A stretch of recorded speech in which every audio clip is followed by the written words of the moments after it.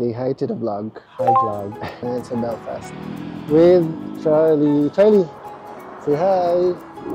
Ito guys, nandito tayo sa St. George's Market. One night there sa the Merchant Hotel, 35,000 pesos. Titanic Museum. Ganda. Sobrang posh. Parang super posh. Look. Which is one of the best bars dito sa Cathedral Quarter. Ano to, sinihan? Medyo maduming bahay actually guys. Pag-akit namin. Madumi siya. May maduming linen. Hindi ito daw to divide mainly yung Catholic saka Protestant. So dito tayo ngayon sa may Cathedral Quarter dito sa Belfast. So, welcome back to the channel guys. Today nandito kami ngayon sa Belfast, UK. And we're gonna explore Belfast for 2 days with Charlie. Charlie, say hi! Say hi to the vlog. Hi vlog. So nandito kami ngayon sa may harap ng St. George's Market. Ito yung first stop namin kasi hanap kami ng makakainan. Medyo nakakalito mag-drive. First time ko mag-drive dito sa may sa UK. Pasok tayo sa market nila. Ooh. So nandito tayo sa loob ng St. George's Market, which was built down in the 1890s. Tanda na tong market na to. What's that? Mga sauce. Laki din siya, ha? Kung ano-ano mga tinda, halo-halo na sila. Yung mga paintings. Oh, that's nice. Arts and crafts.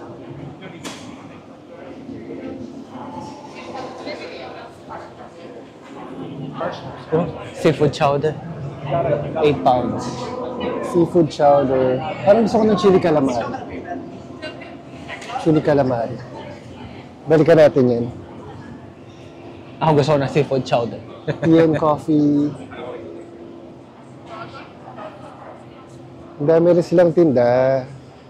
Okay, so magpapaka-tourist tayo ngayon because it's our first time here sa Belfast. So, hindi, second time ko pala. First time ni John. It's my first time here. Oh, cute. But mine was, so cute. Kateki. Pets, may dogs. Dogs are allowed here. Woo! So cute. Pet supplies. Pang neck collar. Cute. Meron yung live music. Ayun, may kumakanta din. Bukas lang daw ito ng Friday, Saturday, Sunday. So, today's Friday.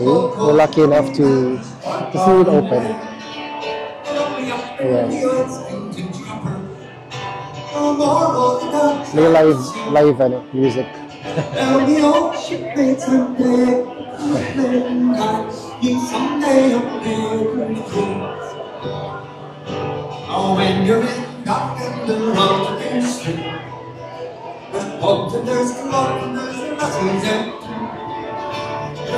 Maganda yung vibe dito, ah.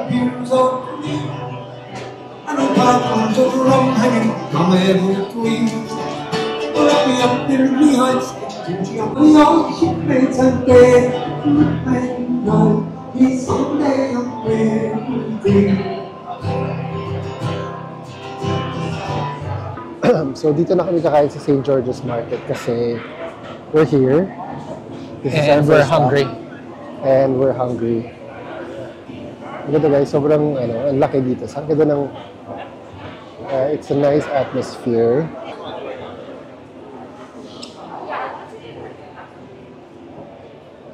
Cavalier King Charles set of 3. Oh. What's that for? Parang mga gano'n, no? Pag lagay mo sa pot. That's cute. Oh, fresh fruits and vegetables.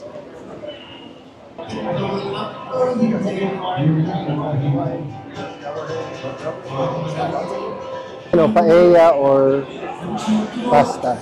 Parang gusto ko yung pasta na lang. Parmigiano. Al Parmigiano. Ito may rice. Alin? Paella. Parang gusto ko paella. 10 euro, large. Not too bad. Hello. Can I get cheesy chicken and chorizo? With Pasta? pasta? Yeah, is that okay? Medium large. Oh, I'll get the large, please. Thank you. Nakasulat lang, we accept euros.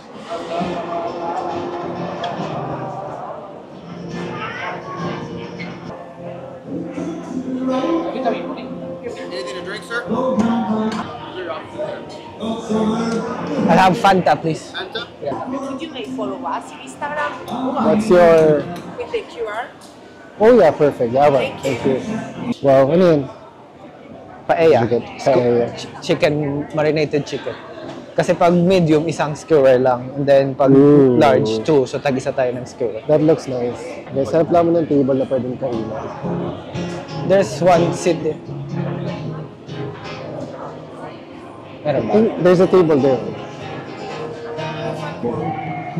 How much is this one? 10. 10 euro? 10 pounds. Plus, 10 pounds. O nga pala, no? Pounds pala dito. Kano binayaran ko?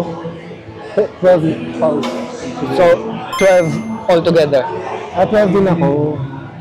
Okay. So, wala kami makita table. So, dito na lang kami. Okay. Charlie, okay ka pa dyan? Okay pa siya? Okay pa siya? Yep. So, sa akin ay chicken and chorizo pasta. Saka, ito. Marinated chicken in skewered marinated chicken in paella rice and chorizo. Sarap. Sarap siya. Parang hindi ko maubos to, ang dami.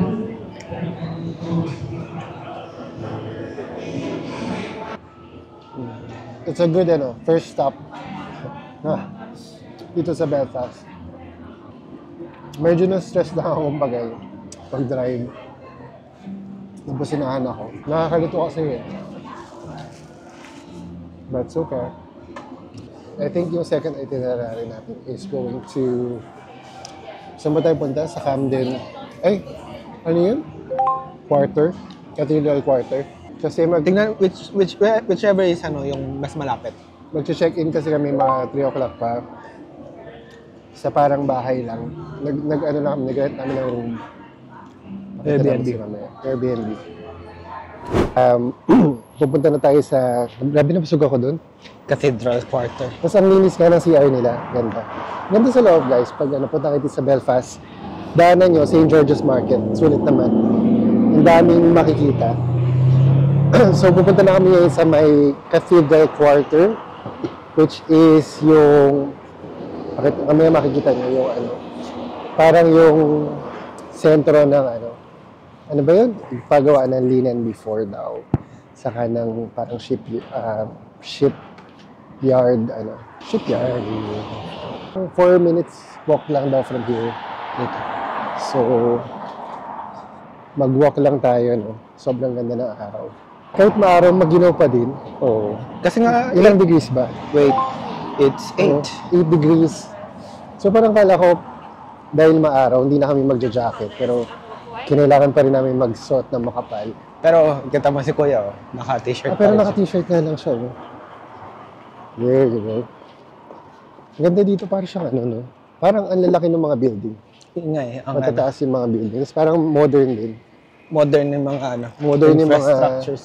Oo. May nagja-jogging. Ito guys, daanan namin yung... May pala dito may car park pala dito eh. Nag-park na kami sa medyo malayo kasi hindi namin alam kung may car park pa na mas malapit. So para hindi na kami mahirapan. Anyway, walkable naman siya. Parang dito, parang medyo talagang city feels.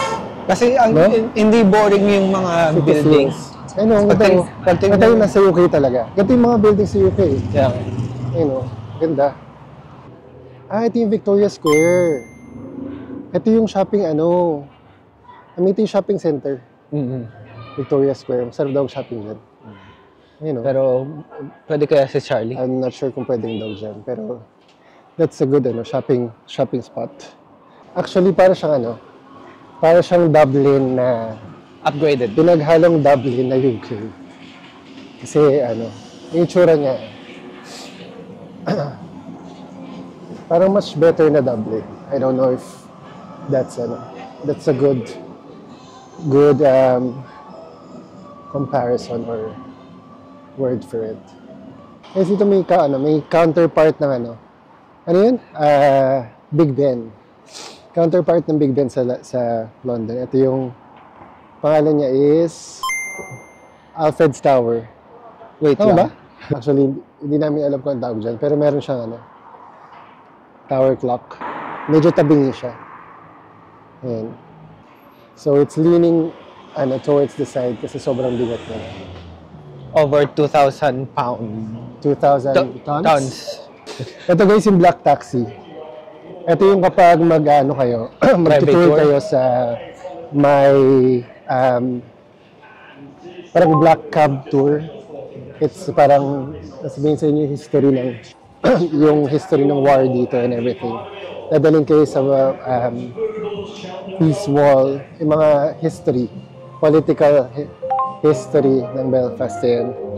Black Taxi, pero medyo mahal siya, medyo pricey. So parang 80 euros or something. So di namin nag-avail ng ganun kasi nga tipid tips muna kami.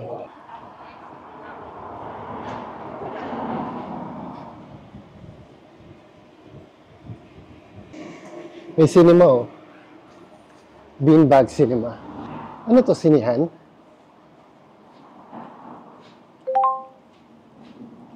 Sarado. Pero mukhang sinihan nga siya. Ang cute.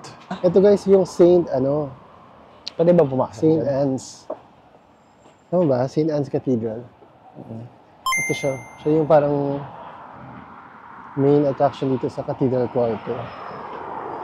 Belfast, Cathedral, yung other name niya. The Cathedral's Church of St. Anne or Belfast Cathedral. Laki niyo, Ang laki. Tapos parang ang ganda sa loob. Kaso hindi ko alam hindi namin alam kung pwede yung dog. So, I'm not sure if we can go inside. Ito yung Papunta sa commercial court. ito yung commercial court. Okay, so punta tayo sa commercial court. Ito yung one of the iconic. Ayan. Ito yung pupunta tayo ngayon sa may commercial court. Dito tayo ngayon sa may Cathedral Quarter dito sa Belfast. So dito sa may Cathedral Quarter, ang pwedeng puntahan ng Belfast Cathedral, yung pinakita ko sa inyo kanina. Tapos ito yung isa, yung commercial court, which nandito yung mga pubs, very Instagrammable. Dito daw makikita yung Duke of York, which is one of the best bars dito sa Cathedral Quarter. Pero syempre, hindi naman tayo magbabar ngayon. Nice, no? Ganda. Wait lang, I'm gonna take a picture. Picture lang ka dito. Smile. Commercial court, ito. Pag punta kayo dito sa Belfast, lang siya, mga pubs, ganyan, restaurants. So, yan, kung mahilig kayo mag-inom, or gusto nyo mag-explore. Ayan, dito yung the Duke of York. Ayan, dyan daw yung pinaka best restaurant dito. One of the best sa Belfast. Ayan guys, so nadaanan na natin itong commercial court. Hindi naman tayo magpa-pub or anything. But it's just nice to see, no? Ang ganda. Ang ganda ng vibe. Pero matahimik kasi ngayon, so Charlie, wala masyadong tao. Which is good. Sarap mag-picture for Instagram. But pupunta tayo ngayon sa The Merchant. Okay. Wait lang, ayusin lang natin si Charlie. Pupunta tayo sa The Merchant, which is yung 5-star hotel dito sa Belfast. Pakamahal. 2-minute, 4-minute walk. So it's nice. On a fine day like this. Ngayon na to. Ganda restaurant. Puro water lang benta dyan. Bongga yung mga dito restaurant. Ayan siya. Ito yung The Dirty Onion. One of the oldest building yata. Ba? Yan na. The Dirty Onion. Kaya ito one of the oldest building daw to. The Dirty Onion Bar. Open from 12 p.m. to doors. Ayan. One of the oldest building daw dito sa Belfast. Mukha naman siyang old, no? Bar nga siya. That's nice. There. Oh, wow. Ayan ang The Merchant's Hotel. The Merchant. One night there is about 600 pounds. 600 pounds. Wow. Ito daw before, noong 19th century, used as the headquarters for Ulster Bank. Yung bangko dito sa Ireland. Tingnan natin. Charlie, put down your... Diyan ka na. One night there sa Merchant's, the Merchant Hotel, mga nasa 35,000 pesos. Yan. Bongga daw yung restaurant dyan sa loob. As in, para ka daw ita-transport through back in time. Kasi sobrang ganda. Yan. The Merchant. So yun lang, hindi tayo papasok sa loob kasi wala naman tayong pambayad dyan sa Merchant Hotel. Ano pa isa natin pupuntahan? Mac. Ano yung Mac? The Mac. The Mac is parang, I don't know what the Mac is. Yun kasi nire-recommend nila. The Mac, Commercial Court, The Merchant, and then, I think that's it. I think it's, apat yun eh. Oh yun, yung Belfast Cathedral. Yun yung apat. Parang napansin ko dito, parang mas malinis dito compared sa Dublin, no? Oo naman. Parang mas malinis siya. Tapos, Tsaka mabango. Hindi kasi No, sa siya, Dublin ang daming pub, tapos maamoy mo ang panghi na kasi parang yung mga barrel ng beer nasa side lang ng ito parang, back road. I don't know if we just came on a nice day, pero parang mas maganda yung vibe dito. Malinis yung daan. Tapos parang chill lang, walang masyadong ano. Tapos ang dami ring murals. Ayan. Magkano sila? Fencing. I think pupunta tayo sa car park. Mag-check-in na tayo. 3 p.m. pa ang check-in eh. 3 p.m. ba ba? Baka pwede mga early check-in.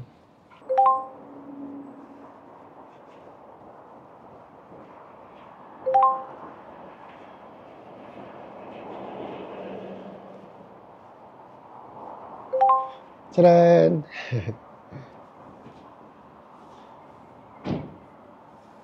Let's go. Charlie! Guys, papunta sa Damac, may nakita kami St. Anne Square. Sobrang posh. Parang sobrang super posh. Look. Literally square. Ganda, ha?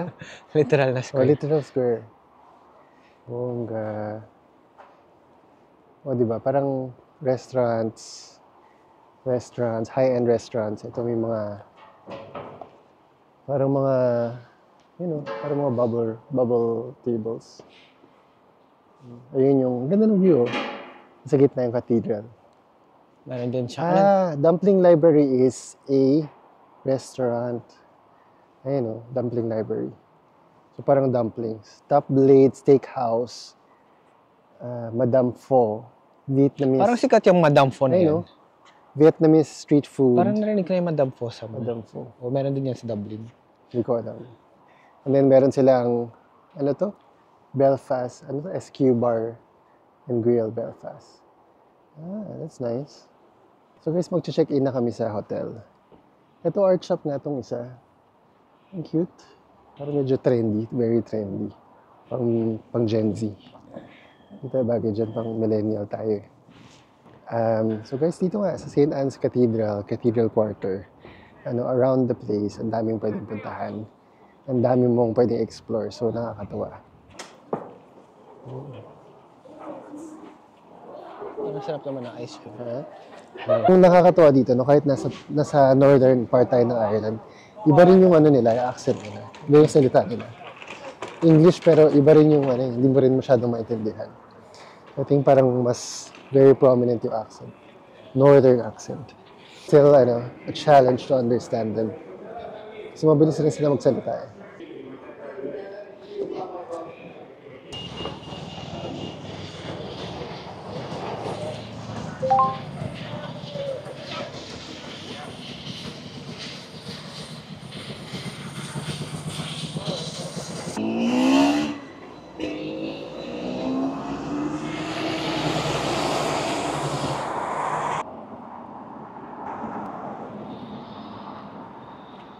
Guys, bago tayo pumunta sa accommodation, tingnan muna natin tong Victoria's. Dito sa tabi ng Victoria Square. So, shopping center. Ganda eh. May opening ng Krispy Kreme doon eh. Inisip namin pumila kaso parang matagal pa. So, hindi na lang kami pipila for donuts. For donuts, baka buy 1 box, get 1 box. So, wag na lang. Kasi tataba lang tayo doon. Shopping mall na dito na parang hindi natin nasa center ng malaking shopping center dito. Ang daming shops, ang daming mabibili. Super dry.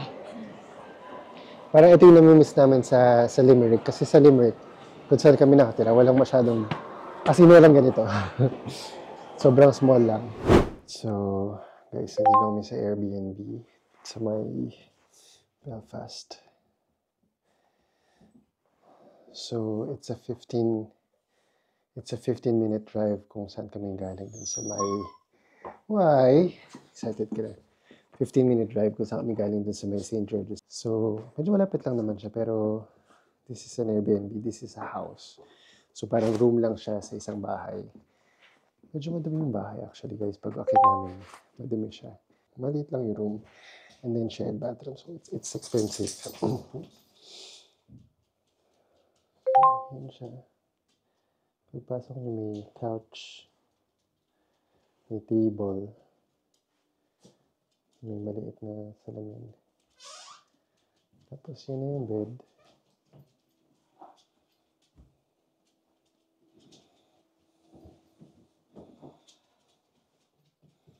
Yan, may cabinet. Walang fridge, walang anything.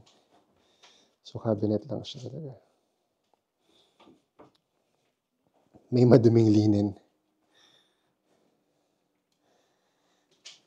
That's it. That's the room. So, ito magiging room namin for... So guys, lumakad kami dito sa may Peace Wall. Parang 15 minutes walk from our Airbnb. Tapos, dito nagtutour yung yung Black Taxi tour. Pero hindi namin gumawa ng Black Taxi, Black Cab tour kasi mahal nga siya eh. So, anyway, ginugol ko na lang kung ano itong Peace Wall na to. Siyempre, mas maganda pa rin kung malalaman niyo yung history. Pero, yun nga, ginugol ko na lang. Yan guys, isa sa mga yung taxi tour, cab tour. Ayan. Yan ang nag-explain sa kanila kung ano yung history. Okay. Okay. Okay. Ayan. Nag-avail sila ng taxi tour. Tayo hindi tayo nag-avail ng taxi tour kasi mahal. Hindi na siya na-divide sa Catholic and Protestant. Ngayon, So parang the people living in the area just want the Peace Wall to remain kasi parang historical siya. taas, di ba? Kinreate daw to divide mainly yung Catholic saka Protestant. So yung Catholic side of the wall, they identify themselves as Irish daw. And then yung Protestant side, kabilang side, mostly Protestants, they identify as British. Yung sabi sa Google. So anyway, it's just interesting, di ba? To see the separation between... Pero it was built nga Two na groups. 1969 daw. 1969 kinreate.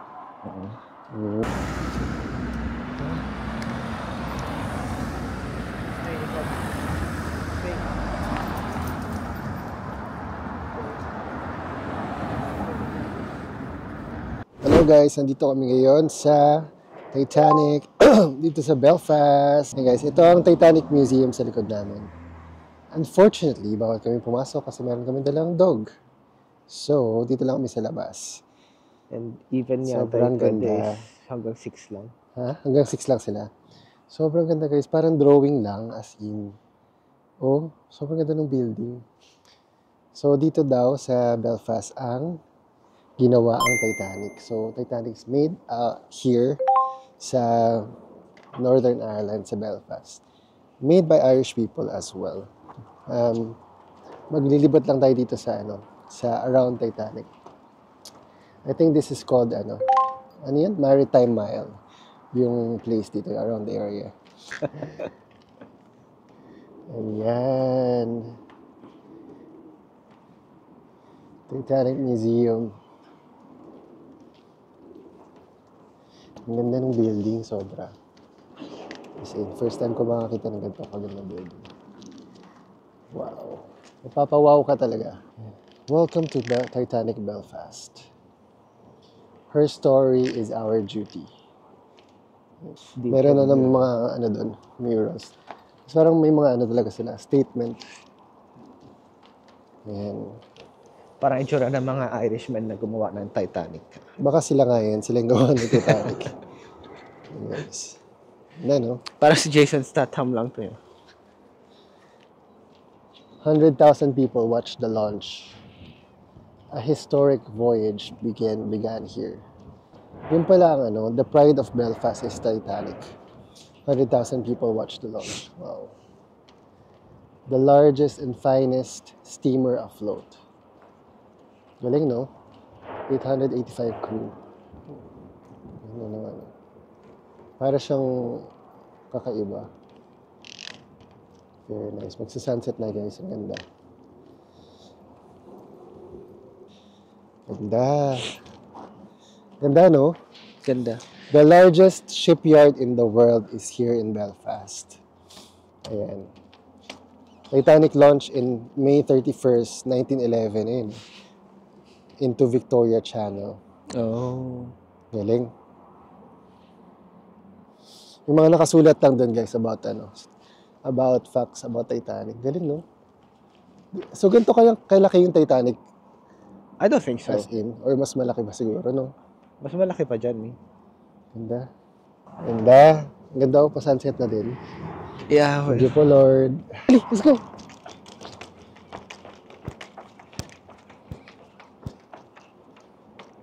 Let's go! Ayan, dadaan na namin yung Titanic Studios. Ito, Titanic Studios. Galing. Mas tahimik din siya. Marami rin nagbabike. Game of Thrones.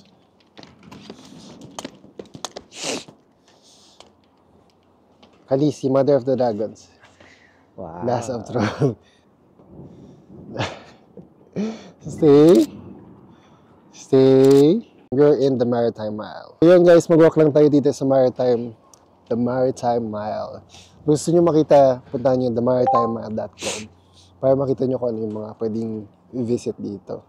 Pero we're just gonna have a relaxing walk lang kasi napagod na kami kanina sa city center. So guys, nandito tayo ngayon sa may HMS Caroline and sa likod ko ay tinatawag na HMS Caroline. It's a 100-year-old na warship, di ba? Galing na guys. Parang 100-year-old Royal Navy ship. Yan.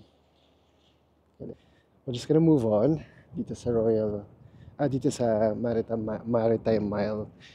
Ito guys, meron namang Titanic Distilleries. Titanic Premium Irish Whiskey. Oo. So kung gusto nyo ng Irish Whiskey, ayan, pwede kang pumasok dyan.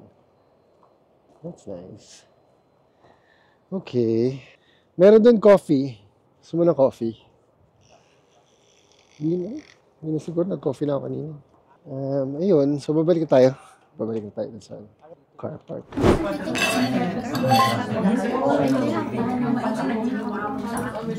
That's vinegar and soy sauce.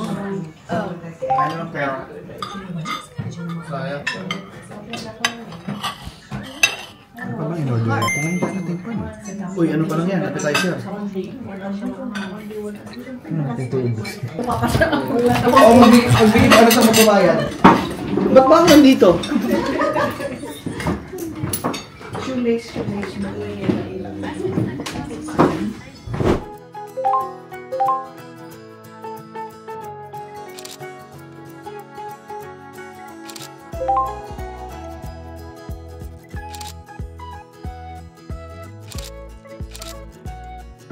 Ang cute dito. Parang, The Chronicles of Narnia theme.